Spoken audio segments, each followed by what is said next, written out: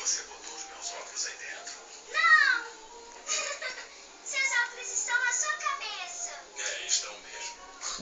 Papai Bobinho, você tem que adivinhar direito. Está bem.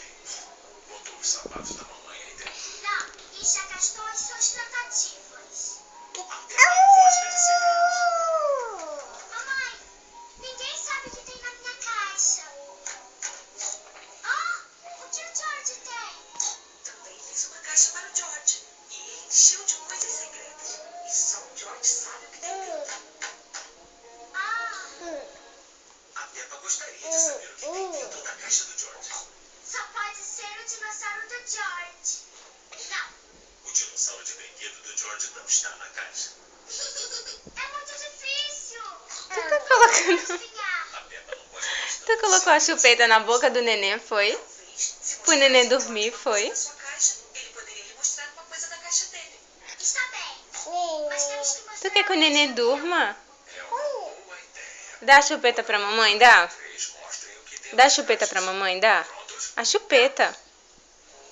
Dá pra mamãe? 2, 3. Obrigado. O George tem um tambor. É pra assistir Peppa com o neném. Que graça. Sim, isso está muito bom. Vocês têm mais algumas coisas secretas? O George tem uma rosquinha.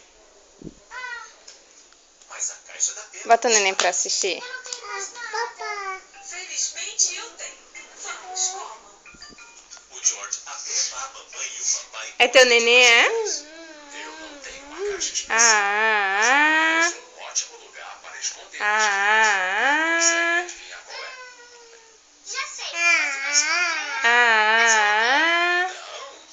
Não, é um lugar muito mais especial. Minha barriga.